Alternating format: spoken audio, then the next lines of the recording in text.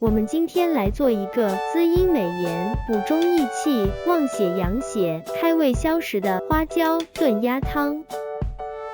取水鸭半只，切成2半。泡发好的花椒2个，切2片金华火腿。泡发好的香菇6到9个，小葱2颗。把水煮开，鸭放进去，焯一下水。准备1只砂锅，把鸭放入锅中，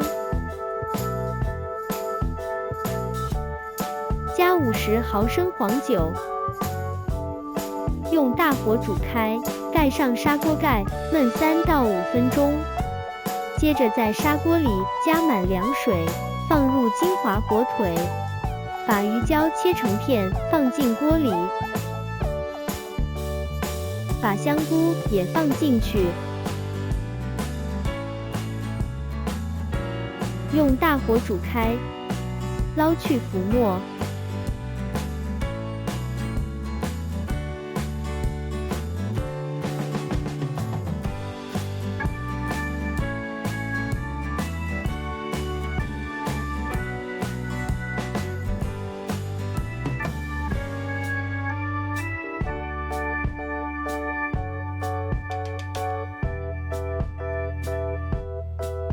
开小火先炖1个小时左右，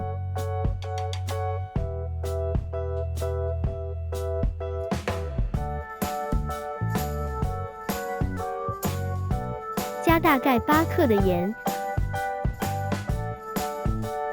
加6克左右的糖，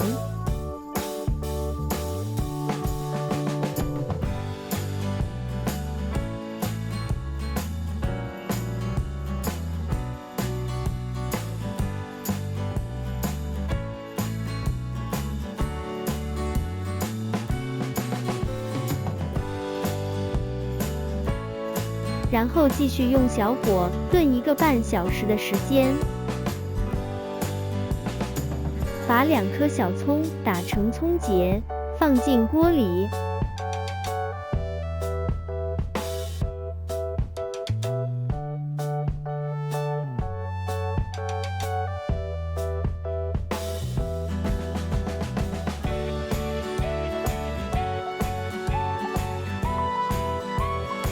盖上锅盖，焖上1-2分钟，美味就到手了。感谢您的观看，感谢您的订阅。